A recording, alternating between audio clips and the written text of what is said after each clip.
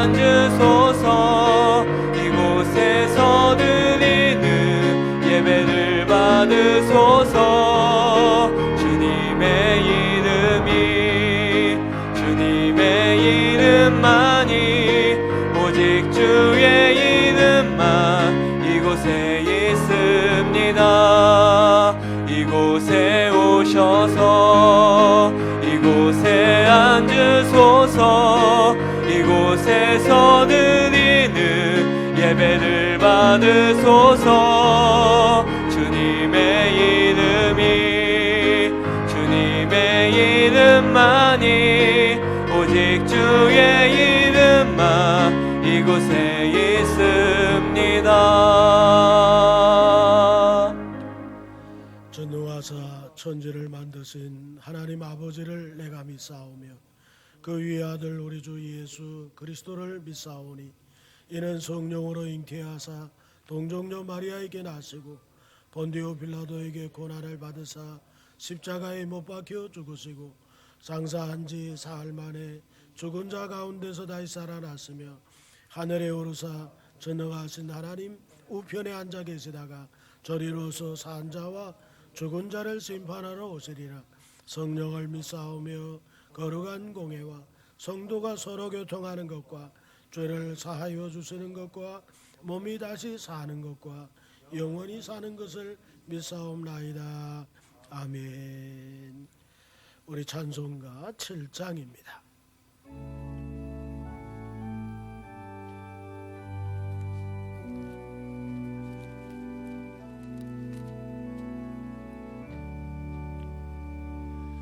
성부 성자 성령 삼위일체께 입을 모아 찬양 경배 드리세. 태초부터 지금까지 또 영원토록 영광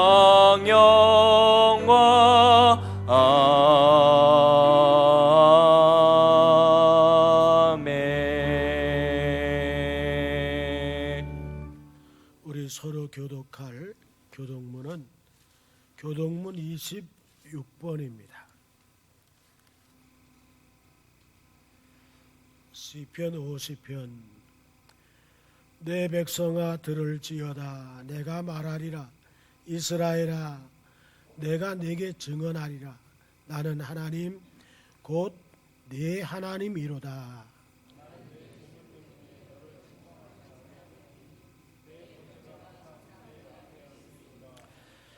내가 내 집에서 수소나 내 우리에서 수염소를 가져가지 아니하리니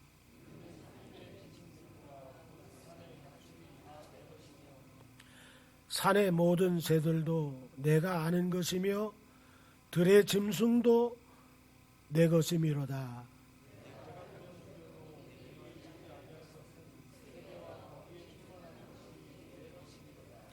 내가 수소의 고기를 먹으며 염소의 피를 마시겠느냐?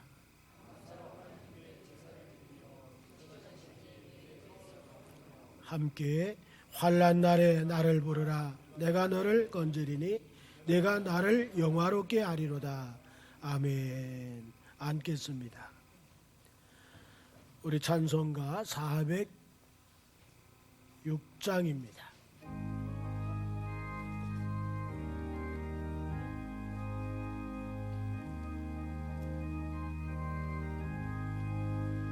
고난 내 영혼 편히 쉴 곳과 풍랑 일어도 안전한 포구 폭풍까지도 다스리시는 주의 영원한 판을 지혜 주의 영원한 심판 함께 하사 항상 나를 붙드시니 어느 곳에 가든지 요동하지 않음을 주의 판을 의지함이라. 세상 세상 친구들 나를 버려도 예수 늘 함께 동행함으로 주의 은혜가 충만하리니 주의 영원한 판을 지혜 주의 영원한 심판 함께 하사 항상 나를 붙드시니 어느 곳에 가든지 요동하지 않음을 주의 팔을 의지함이라. 나의 믿음이 연약해져도 미리 예비한 힘을 주시며 위태할 때도 안보하시는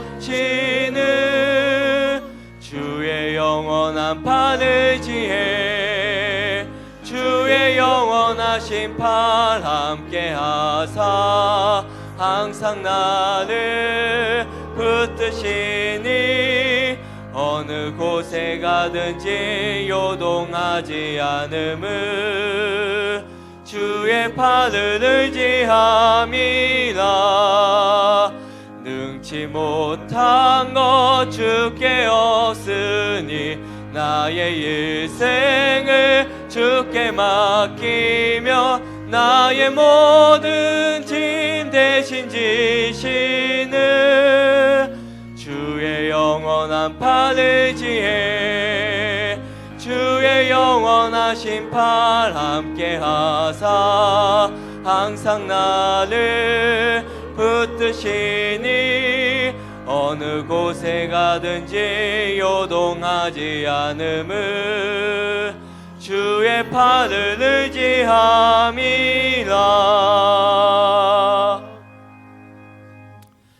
우리 예배를 위해서 김종성 집사님 기도 인도해 주십니다.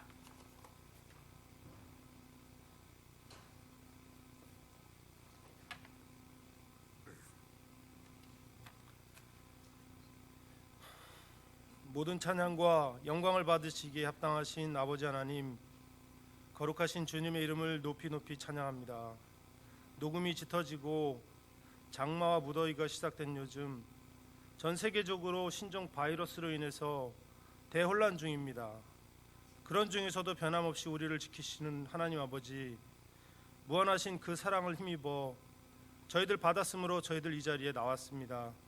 저희들의 기도와 찬양을 들어주시고 올려드리오니 영광 받아주시옵소서. 은혜로운 하나님 아버지, 2020년도가 벌써 유수와 같이 절반의 시간이 흘러버렸습니다.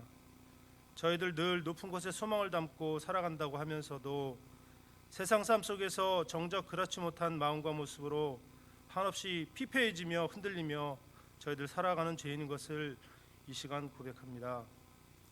나약함을 잘 알게 하시사 기도와 예배에 항상 소망을 담아갈 수 있도록 깨어있게 하시고 게으르지 않게 저희들 붙들어 주시옵소서. 다시금 담대함을 허락해 주시사 천국에만 소망을 담을 수 있도록 은혜 내려 주시옵소서. 하나님 아버지, 성김의 모습으로 오신 예수님을 기억하게 하여 주시고 우리 선유중앙교회 모든 성도들이 각 기관에서 각각의 위치로 섬길 때에 그 손길들이 드러나게 마시고 성도 간에 서로 대립하는 일 없도록 하시어 교만을 버리고 늘 겸손할 수 있도록 지혜와 겸손을 더하여 주시옵소서. 특별히 교육기관에서 열심을 다하는 귀한 성김의 손길 위에 축복을 더하여 주시옵소서. 세상적인 생각과 허탄 마음들이 더해져서 상처를 받거나 혹은 상처를 주거나 이로 인해 한 사람도 시험을 당하는 일 없도록 하여 주시고 주님의 귀한 자녀들을 합심하여서 섬길 때에 전심을 다해서 합심할 수 있도록 붙잡아 주시옵소서. 주님의 나라가 확장되어지는데 힘을 모을 수 있도록 저희 모두 하나 되길 바라옵니다. 능력을 허락하여 주시옵소서. 온 세계가 공황 속에 빠져 있을 때 이때라도 사랑과 기도로 저희들을 이끄시는 담임 목사님을 소중히 지켜주시고 당회원들과 모든 교육자님들에게도 지혜와 명철을 허락하시고 협력하고 슬기롭게 모든 문제들을 잘 해결해 나갈 수 있도록 축복하여 주시옵소서. 저희들은 생명의 말씀으로 무정하게 하시옵고 오늘 예배를 받아주심에 감사드리며 경제적 육체적 고난 중에서도 모든 권속들이 주님 안에서 속히 치유와 해결받기를 원하오니 은혜 내려 주시옵소서. 이 예배의 자리에 함께하지 못한 성도들의 마음을 돌이켜 주시고 예배의 자리에 함께 나올 수 있도록 인도하여 주시옵소서. 사랑과 은혜가 충만하신 예수 그리스도 이름으로 감사하며 기도드렸사옵나이다. 아멘.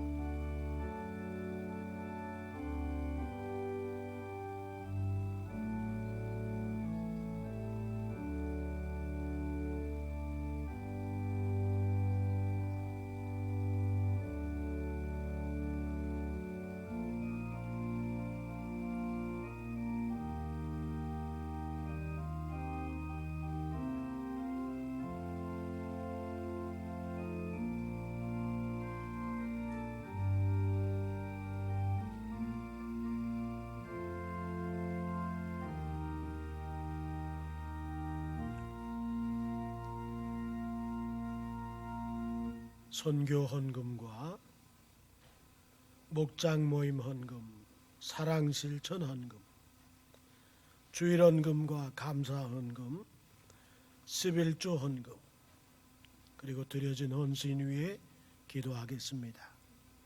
하나님 아버지, 몹시 어려운 때 끝까지 하나님 앞에서 오직 믿음으로 설 수 있도록 은혜를 주신 것을 감사드립니다.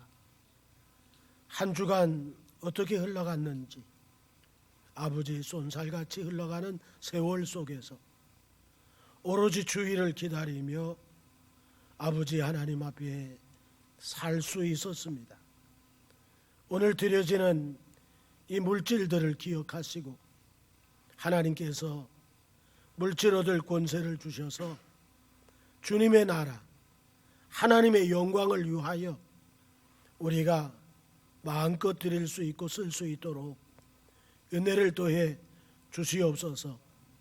세계 선교에 힘을 낼 수 있게끔 우리의 모든 하는 범사 위에 복을 내려주시고 우리 사랑하는 성도들 특별히 안전과 아버지 범사의 간건함과 육신의 건강까지도 함께해 주셔서 하나님 앞에서 아버지 충성을 다하여 아버지 하나님 앞에 거하고 살다가 하나님 앞에 설 수 있도록 은혜 더해 주시옵소서.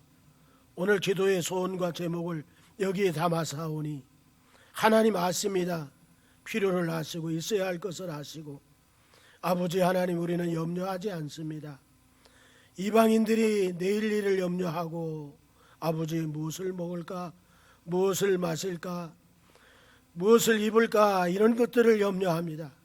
그러나 우리 주님 계십니다. 늘 고백하게 하시고 주님 한 분만으로 만족한 삶이 우리에게서 늘 펼쳐질 수 있도록 은혜 더해 주시옵소서.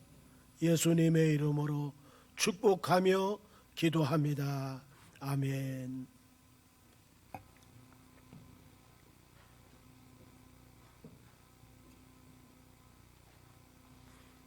우리 하나님의 말씀은 욥기서 1장, 욥기서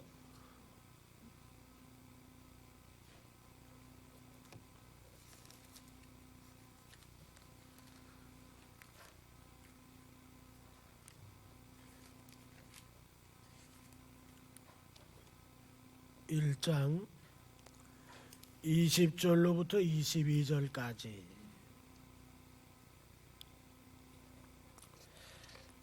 우리 함께 읽겠습니다. 욥이 일어나 겉옷을 찢고 머리털을 밀고 땅에 엎드려 예배하며 이르되 내가 모태에서 알몸으로 나와 싸운즉 또한 알몸이 그리로 돌아가올지라. 주시니도 여호와시요 거두시니도 여호와시오니 여호와의 이름이 찬송을 받으실지니이다 하고 이 모든 일에 욥이 범죄하지 아니하고 하나님을 향하여 원망하지 아니하니라. 아멘. 광고의 말씀을 드립니다. 3부 예배 모임 시간이 오후 3시에서 오후 2시로 잠정 변경이 되었음을 말씀을 드립니다. 월말 당회는 오늘 오전 10시에 당회실에서 있겠습니다. 서울북로의 1차 임시회가 7월 3일 금요일 오전 11시 충정교회당에서 있겠습니다. 다음 주일은 우리 교회 명절인 맥추감사절로 지키는 주일이 되겠습니다. 컵라면과 각종 컵라면이죠. 밥이 점심으로 준비가 되었습니다. 식사는 한쪽 방향으로 앉아 식사하고 식사를 마치신 후에는 용기를 정한 장소에 버려주시기를 부탁을 드립니다. 코로나19 예방을 위해서 체온 측정, 손 세정, 마스크 착용하고 예배드리기 불편하시더라도 지금껏 잘해오셨는데 계속해서 함께 해주시기를 부탁을 드리고, 교회에서는 매주 토요일마다 철저하게 방역을 하고 있습니다.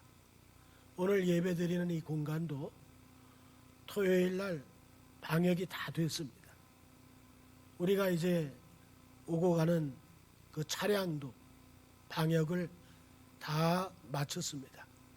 안심하고 교회 출입하시고 차량을 이용하시면 되겠습니다.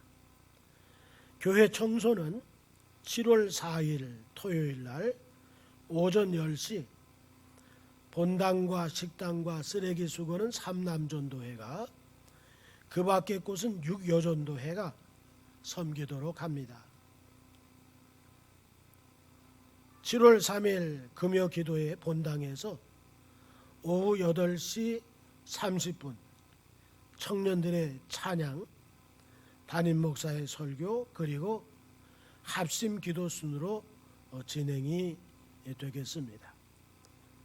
가족 및 이웃 초청잔치 8월 30일 주일 2부 예배, 강사는 복화술사인 안재우 집사님이시고, 전도 초청자 선정은 이제 이번 주로 마감을 하고 7월 첫 주에는 그 명단을 제단해 드리고 함께 기도하도록 하겠습니다. 소녀중앙교회의 기획위원회가 주관해서 이 행사를 치르도록 하겠습니다. 오늘 3부 예배는 청년들과 함께하는 찬양 예배로 드리며 6월달 생일자 축하 순서가 있겠습니다.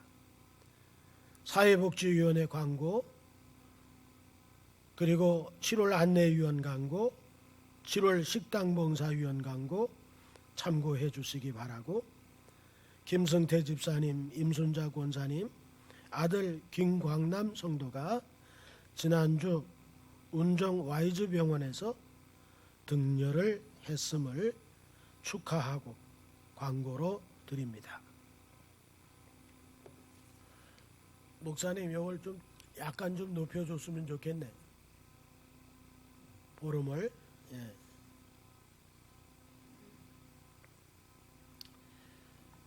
코로나19가 참 얼마나 그 능력이 센지 온 세계가 불안한 가운데 교회들도 같이 긴장을 하고, 전혀 정상적인 예배 모습이 아니죠.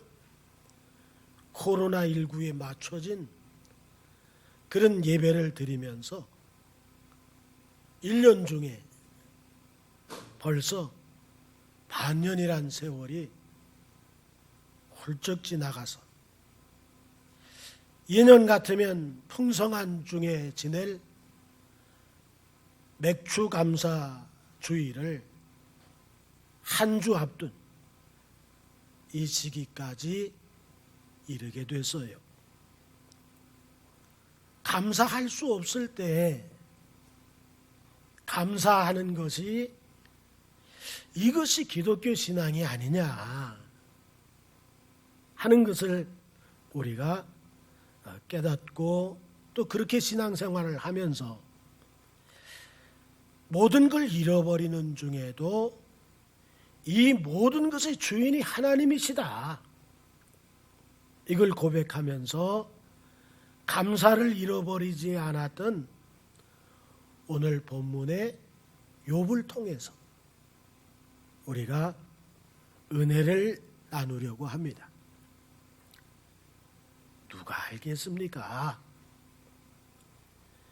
이것이 육체를 가진 인간의 한계죠. 누가 알겠습니까? 인간은 육체를 가졌기에 이런 한계에서 벗어날 수가 없는 거예요. 오늘 본문에 우수 땅에 살고 있는 욥이 1절에 소개가 되고 있지요. 우수 땅에 욥이라 불리는 사람이 있었는데 그 사람은 온전하고 정직하여 하나님을 경외하며 악에서 떠난 자더라. 우수 땅의 위치는 정확히 모른다는 것이 학계의 의견이에요. 그러나 그 중에서도 유력한 학설이 뭐냐 하면 이 풍습이나 어휘나 또 지리적 언급을 통해서 또 역사적 배경을 볼 때 아라비아 사막 북쪽에 위치한 곳이 아니냐. 그것이 지배적인 학설입니다. 그런데 우리가 생각지 못한 부분이 있죠. 우리가 생각지 못한 부분이 뭡니까? 욥이라는 한 개인의 신앙과 그의 경건함이 그 자신에게서 머무는 게 아니고 그 주변 사람들에게서 머무는 것이 아니고 뭡니까? 우주적인 관점에서 이게 관심되어져 있다고 하는 사실을 우리는 생각할 때, 야, 내 신앙 나 한 사람에게 머무는 게 아니고 내 주변 사람들에게만 머무는 게 아니고 이것은 우주적인 관심사가 되는 것이 바로 우리들의 신앙이구나 하는 것을 깨닫게 되는 거죠. 6절이죠. 하루는 하나님의 아들들이 와서 여호와 앞에 섰고 사탄도 그들 가운데 온지라. 여기 하루는 그랬어요. 히브리어 와헤이 하이옴이라고 하는 단어인데 그냥 하루는 우리말 성경에서는 별 의미가 없잖아요. 그냥 하루는 어느 날 그잖아요. 그런데 이 와이 하이옴이라고 하는 이 하루는 이 말은 어떤 의미를 가지고 있느냐 하면 바로 그날이 되었다는 거예요. 바로 그날이 이르렀다는 거예요. 그러니까 우리가 읽을 때 하루는 이 밋밋한 거 이거하고는 전혀 다르구나. 지금 바로 그날이 이르는 바로 그 하루죠. 와이 하이옴. 그러니까 어떤 날이라는 거예요? 그냥 평범한 날이 아니라 역사적인 날이다. 그런 의미를 가지고 있어요. 욥의 고난이 왜 시작이 되었는지 알려주고 있는 바로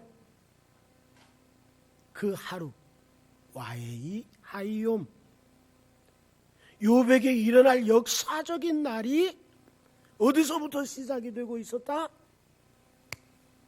천상에서부터 시작이 되고 있었다 하는 것을 우리에게 알려줍니다. 천상의 모습을 우리가 성경을 통해서 오늘 보게 되는데, 하나님 앞에서 나열되어져 있는 하나님의 아들들이 있고, 그 틈에 누가 끼어 있어요? 사단이 끼어 있었구나. 이 천상의 모습을 보니까 하나님의 아들들이 하나님 앞에 나열이 되어서 서 있고, 그 틈바구니에 사단도 함께 서 있었다. 이게 천상의 모습이네요. 그런데 우리가 사단은 알겠잖아요. 사단은 하나님을 반역하는 자잖아요. 사단은 알겠는데, 여기 하나님 앞에 서 있는 하나님의 아들들이 누구냐? 하나님의 아들들이 누구냐? 여기 하나님의 아들들, 베네 하 엘로힘, 이런 단어거든요. 이 아들들이라고 하는 이 베네,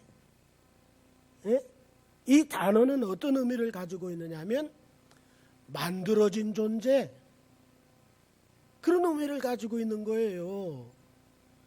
누구에 의해서? 하 엘로힘, 엘로힘, 그 하나님에 의해서 베네, 만들어진 존재. 그들이 누구라고요? 하나님의 아들들, 하나님 앞에 나열하여 서 있는 하나님의 아들들. 그렇다면 누구를 얘기하는 거예요? 천사지요. 하나님에게 만들어진 존재, 하나님의 형상이 아닌 하나님을 수종들고 성도들을 수종들고 이렇게 위해서 만들어진 하나님의 아들들이 베네 하 엘로힘, 하나님에 의해서 만들어진 피조물이다, 천사들인 것을 이야기하고 있습니다. 8절에 여호와께서 사단에게 이르시되, 네가 내 종 욥을 주의하여 보았느냐? 그와 같이 온전하고 정직하여 하나님을 경외하며 악에서 떠난 자는 세상에 없어. 이게 하나님의 평가예요. 참으로 은혜롭다. 참으로 은혜로운 말씀이로구나. 왜요? 우리가 하나님 앞에 아무리 잘한다고 하더라도 이런 칭찬 받을 수 있다고 하는 것은 정말 뜻밖이잖아요. 하나님은 완벽하고 완전 거룩하시고 완전 의로우시고 정말 완벽하신 분이신데, 우리 인간이 암만 잘해도 한계가 있잖아요. 그런데 하나님께서 욥을 평가할 때 그는 온전해, 그는 정직해, 그는 하나님을 경외해, 악에서 떠났어. 이렇게 하나님께서 얼마나 좋게 은혜롭게 표현을 하시는지 모르겠어요. 그렇다면 우리가 하는 일, 이름 없이 가장 낮은 자리에서 묵묵히 섬기는 거, 이걸 하나님이 다 아시겠구나. 힘들고 어려운 중에도 주신 사명이 너무나 귀한 줄 알고 감당하고 있는 내 모습을 그분이 아신다, 그런 거 아닙니까? 내가 할 수 있는 일이라고 하는 것은 그렇게 많지 않지만은 내가 할 수 있는 이 일을 이것뿐임을 알고 최선을 다하는 마음과 행위를 우리 하나님께서 아신다. 아신다. 그런 거잖아요. 이렇듯 욥을 아시는 하나님이 욥을 칭찬하시는 거예요.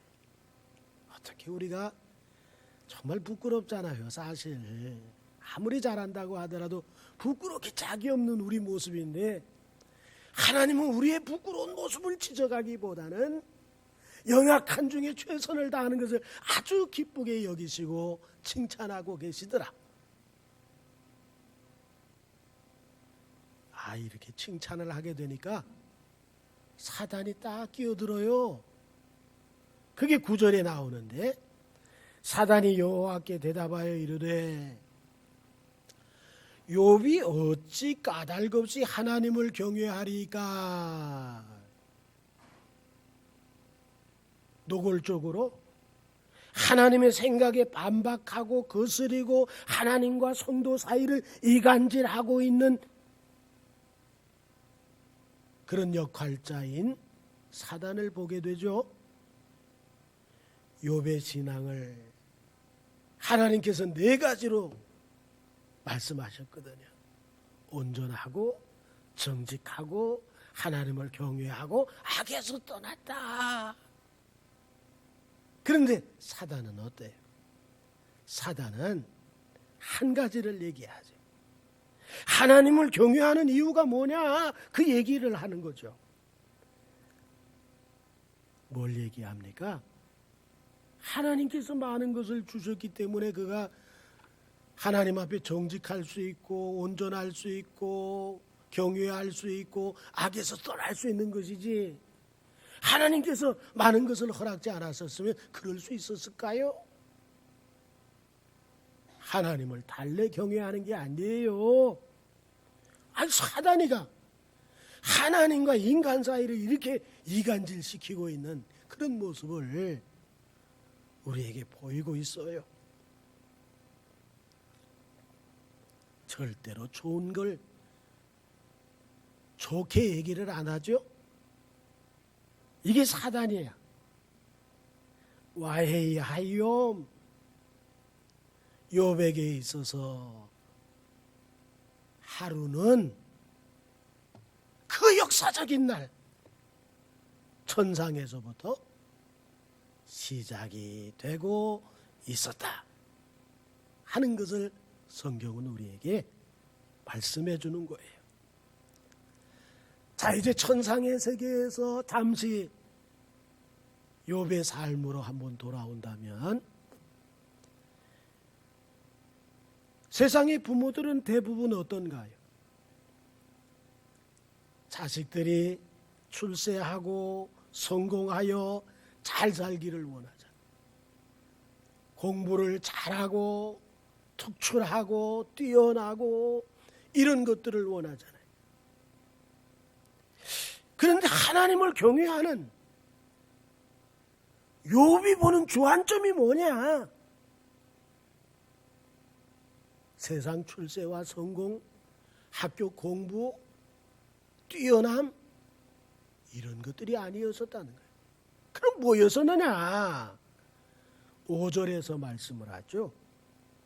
5절에 보니까 그들이 차례대로 잔치를 끝내면 욥이 그들을 불러다가 성결하게 하되 아침에 일어나서 그들의 명수대로 번제를 드렸으니, 이는 욥이 말하기를 혹시 내 아들들이 죄를 범하여 마음으로 하나님을 욕되게 하였을까 함이라. 욥의 행위가 항상 이러했다, 이런 거죠. 8절에 욥은 자신이 악에서 떠난 삶을 사는 것처럼 자녀들에 대해서 보는 관점도 뭐였어요? 죄 짓지 않는 삶이야. 응? 경건한 삶이야. 하나님 앞에서 사는 삶이에요.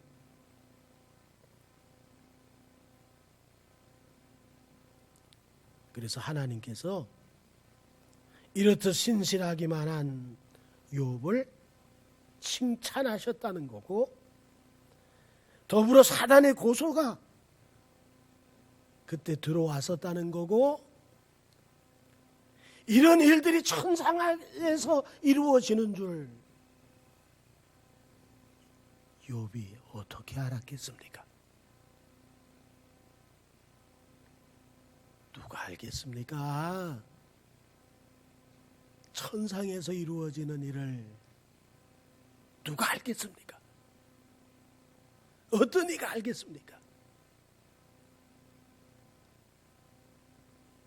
우리 정말 이번에 크게 참 누가 이런 일을 알았을까?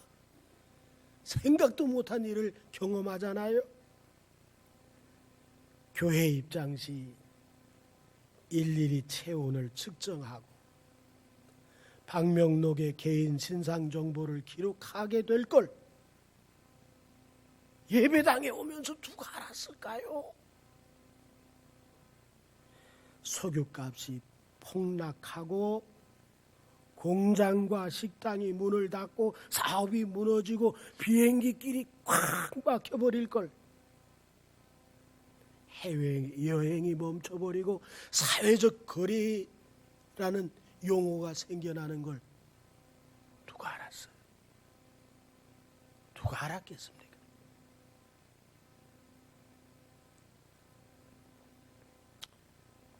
학교 등교가 어려워서 온라인으로 수업을 진행하고 아이들이 집에 있다 보니까 일일이 집에서 삼시세끼 다 해주려니까 얼마나 힘들게 되어지는 걸 누가 알았겠어요? 늦게 퇴근하던 남편, 코로나19로 일찍 집에 들어오다 보니까 들어와서 하는 일이라고 하는 것이, 나가서 직장 생활할 때는 아내의 모습을 못 봤는데 일찍 들어와서 아내의 모습을 보니까 이 잔소리가 자꾸만 많아지고, 그래서는 가정이 화목해지지 않는 이런 역사가 일어날 걸 누가 알았겠습니까? 첫날, 이튿날, 셋째 날 아빠가 일찍 들어오니까 자식들이 아빠 얼굴을 보니까 너무 좋은 거야. 그런데 아빠가 들어와서 가만 보니까 애가 공부를 안 하네. 그래서 딱 따라를 하다 보니까 아이가 문을 쾅 닫고 들어가서는 아예 나오지를 않는 이런 불편함이 생길 걸 누가 알았겠습니까? 우리는 정말 모르는 게 많아요. 그러면서도 우리는 다 아는 것처럼 하잖아. 아무것도 아닌 것이. 자, 그렇습니다. 우리 인생은 하루 동안도 무슨 일을 만났는지 알지 못하는 사람들이다. 야고보 기자가 말하죠. 야고보서 4장 14절에 내일 일을 너희가 알지 못하는도다. 너희 생명이 무엇이냐? 너희는 잠깐 보이다가 없어지는 안개니라. 이게 우리 인간의 현주소예요. 욥이 참으로 생각지도 못할 기가 막힐 일을 당하게 되죠. 그 첫째 기가 막힐 일이 14절로 15절에 소개가 되는데, 사환이 욥에게 와서 이르되 아뢰되 소는 밭을 갈고 나귀는 그 곁에서 풀을 먹는데 스바 사람이 갑자기 이르러 그것들을 빼앗고 칼로 종들을 죽였나이다. 나만 홀로 피하였으므로 주인께 아래로 왔나이다. 그리고 두 번째 기가 막힐 일이 16절에, 그가 아직 말하는 동안인데 또 한 사람이 와서 이르되 하나님의 불이 하늘에서 떨어져서 양과 그 가축들 종들을 살라버렸습니다. 나만 홀로 피하였으므로 주인께 아래로 왔습니다. 그리고 세 번째 기가 막힐 일이 17절에, 그가 아직 말하는 동안에 하루 동안 와헤이 하이옴 바로 역사적인 날이 천상에서부터 이제 현실 세계로 그게 이제 적용이 되기를 시작한 거예요. 보니까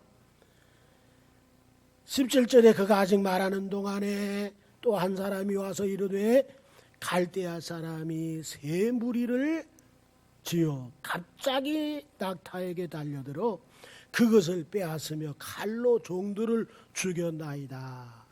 나만 홀로 피하였으므로 주인께 아래로 왔나이다. 그리고 이제 마지막으로 기가 막히고 억장이 무너질 일을 만나게 되는데 18절로 19절에 그가 아직 말하는 동안에 와헤이 하이옴 하루는 바로 그 역사적인 일들이 하루 동안에 다 이루어지고 있어요. 지금 보니까 그가 아직 말하는 동안에 또 한 사람이 와서 아뢰되 주인의 자녀들이 그들의 마다들의 집에서 음식을 먹으며 포도주를 마시는데 거친 들에서 큰 바람이 와가지고는 집 내 모퉁이를 탁 치니까 그 청년들 위에 무너짐으로 그들이 죽었나이다. 나만 홀로 피하였으므로 주인께 아래로 왔나이다. 웬 날벼락이에요 이게? 에? 자녀들이 다 죽었다는 거야. 사단이 하나님께 기소한 내용이 뭐예요? 10절이잖아요. 주께서 그와 그의 집과 그의 모든 소유물을 울타리로 두르심 때문이 아니니까 주께서 그의 손으로 하는 바를 복되게 하사 그의 소유물이 땅에 넘치게 하셨기 때문에 온전할 수 있고 정직할 수 있고 하나님을 경외할 수 있고 악에서 떠날 수 있었다. 이게 기소 내용이라.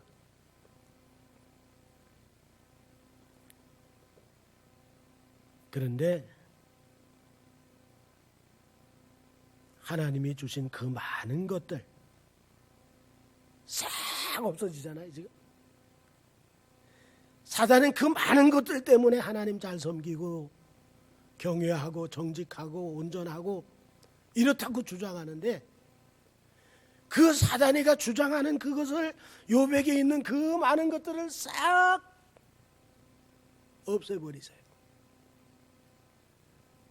하루 동안에 다 사라졌어요. 그렇다면 사단의 생각이 맞는 기소라면 욥은 더 이상 하나님을 경외해서는 안 되잖아요. 자, 어떻게 됐을까? 이제 오늘 본문으로 돌아가는 거예요. 오늘 본문 20절 욥이 일어나 겉옷을 찢고 머리털을 밀고 땅에 엎드려 예배하며 그래서요. 욥이 일어났다는 거예요. 일어나 와이아콤이라고 하는 이 단어는 그 원형이 콤이야 콤. 달리다 콤. 소녀야 일어나라. 일어났잖아요. 소녀가 죽은 자리에서 일어났잖아요. 그러면 여기서 일어났다고 하는 것은 어떤 그 충격에 의해서 너무나 큰 충격으로 인해서 벌떡 일어난 게 아니야. 이 와이아콤 이것은 흔들림 없는 자세 속에 흔들림 없는 신앙 상태로 그가 섰다는 거예요. 우리는 그냥 성경 읽으면 어때? 야, 욥이 충격 엄청 먹었겠구나. 그래서 그냥 자다가 벌떡 일어났구나. 이렇게 생각할 거 아니에요. 근데 와이아콤이라고 하는 이 단어는 그런 의미가 아니야. 자다가 놀래서 그냥 갑자기 그냥 눈이 휘둥그레져서 일어난 그게 아니야. 신앙으로, 믿음으로 바른 자세를 취하는 모습을 그게 일어나 와이아콤이야.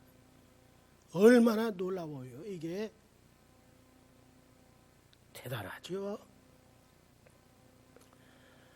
욥이 일어났고 겉옷을 찢었다는 거죠. 일반적으로 사람들이 입는 옷이 뭐냐면 케토네트라고 하는 옷인데, 이 케토네트는 일반적인 사람들이 다 입고 있는 옷이 케토네트야.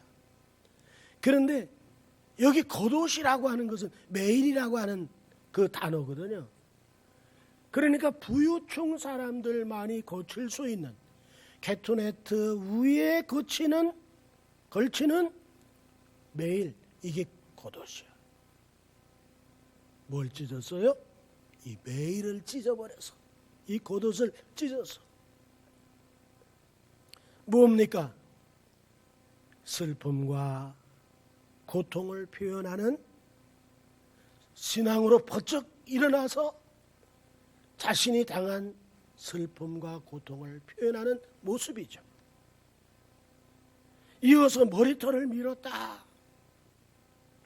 당시 근동의 머리털이 주는 의미가 뭐냐 하면 건강하다, 힘이 있다, 명예의 상징이었어요.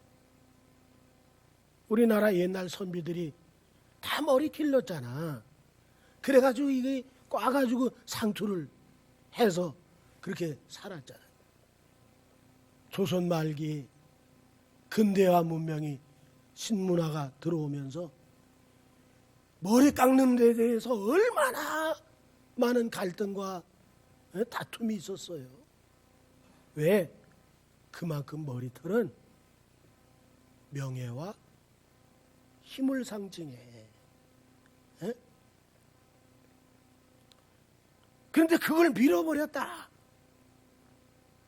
나는 아무것도 아닌 것을 표현한 모습이야. 하나님 앞에 나는 아무것도 아닙니다. 그런 표현이야. 그걸 인정한 거예요. 그러면서 욥은 엎드렸고 뭐 드렸다? 예배 드렸다. 그러니까 여기 일어나 와이아콤은 엎드려 예배하기 위하여 필요한 첫째 순서의 단계야. 와이아콤, 일어나. 왜? 하나님께 진정으로 나의 연약함을 인정하고 그 앞에 온전하게 예배하기 위해서 그가 와이아콤, 일어났다. 그런 얘기를 해요. 정말 한없이 무능하지요. 이게 인간이에요. 자연 앞에서 꼼짝 못하고, 속수무책, 아무것도 아닌 것처럼 당해버릴 수밖에 없는 것이 인생이에요. 여기 예배하며 와이시타우라고 하는 이 단어는 절하다, 경배하다, 그런 의미를 가지고 있어요. 그러면서 21절에 뭐라고 말하나요? 21절에 이르되 내가 모태에서 알몸으로 나와 싸운즉 또한 알몸이 그리로 돌아가올지라. 주시니도 여호와시요 거두시니도 여호와시오니 여호와의 이름이 찬송을 받으실지니이다. 내가 모태에서 알몸으로 나왔다. 이 말은 내가 벌겨벗겨진 채로 어머니 배에서부터 나왔다, 그런 얘기예요. 그리고 역시 벗은 채로 거기로 돌아갈 거다. 그럼 어머니 뱃속으로 다시 돌아간다는 거예요? 그게 아니잖아요. 어머니 뱃속에서 무소유로 나온 것처럼 역시 어머니 뱃속에 무소유의 세계로 돌아갑니다. 그런 표현이라.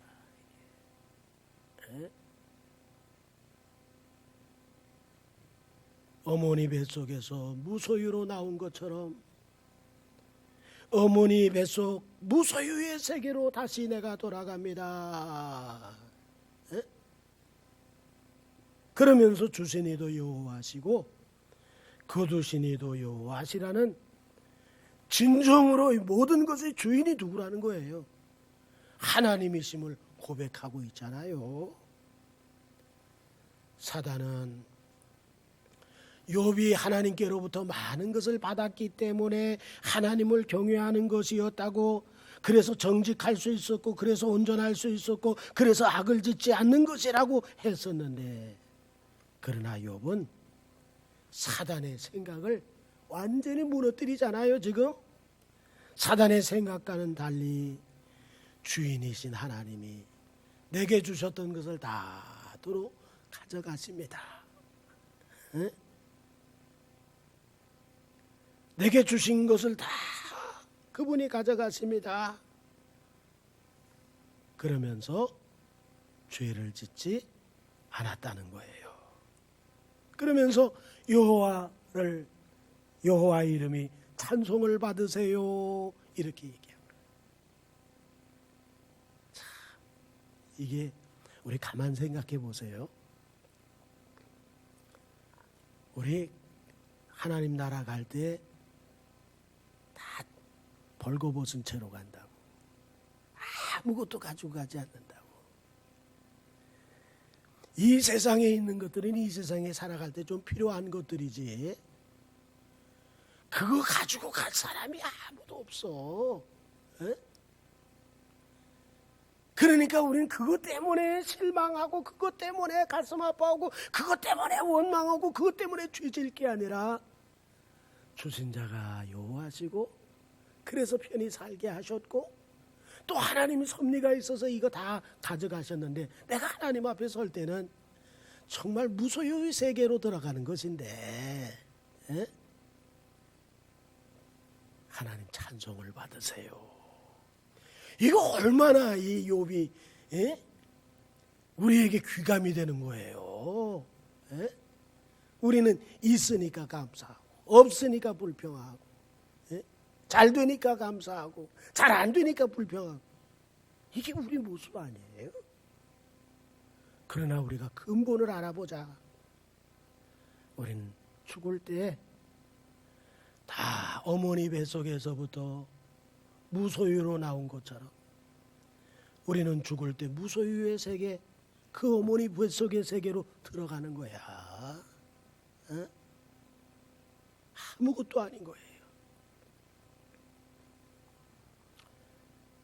모든 물질과 자녀들까지 주신 분이 여호와이셨다는 것, 그래서 주인이 여호와 하나님이시라는 것, 이게 욥의 생각이었고, 그러므로 소유주이신 여호와 하나님이 도로 가져가셨다, 하나님의 손길을 인정한다는 거고, 그러므로 생사화복의 주관자이신 하나님은 원망의 대상자이기보다는 무슨 대상자?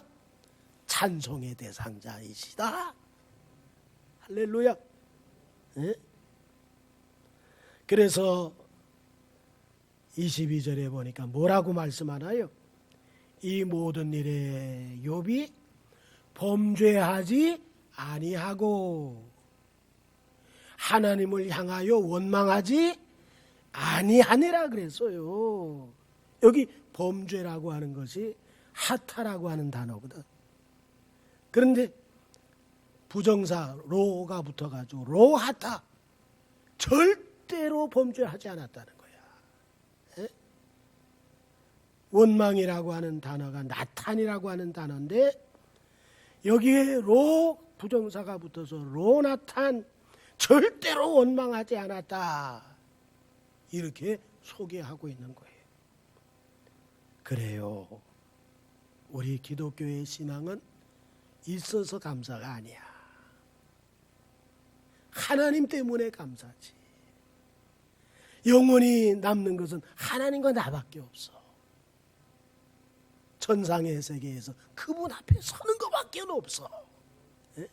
이 세상에 우리를 감사치 못하게 하고 원망하게 하고 불평하게 하는 그 많은 소유들을 아버지 앞에는 아무것도 가져가질 못하니, 우리가 이것들 때문에 감사한다는 게 말이 됩니까? 하나님, 하나님 때문에 감사가 되게 해 주옵소서. 맥추절기를 앞두고 우리의 감사는 있어서 감사가 아니고 잘 돼서 감사가 아니고 코로나19로 인해서 엉망진창이 된 이런 잘못된 그 모든 관계 속에서 하나님께만 감사하는, 하나님만이 찬송을 받으실 분이시라는 그 고백이 살아있는 우리 사랑하는 성도들이 되시기를 주의 이름으로 축원합니다. 하나님 아버지, 코로나19로 인해서 직장과 가정, 사업과 장사가 위태해지는 가운데서 아버지, 우리 모두 욥처럼 범죄하지 아니하고 욥처럼 원망하지 아니하고 아버지 하나님 무소유로 하나님 앞에 설 텐데, 하나님 앞에는 그렇게 설 텐데 아버지 하나님, 그런 것들로 인해서 우리의 감사가 실종되는 것이 아니라 오히려 주인이신 그 하나님 앞에 찬송하고 그 소유권이 그분에게 있음을 인정하고 결국은 하나님 앞에 설 수 있는 자가 된 것이 가장 큰 감사인 것을 기억하면서 우리 모두가 감사를 잃지 않는 하나님의 사람들이 되게 해 주시옵소서. 예수님의 이름으로 기도합니다.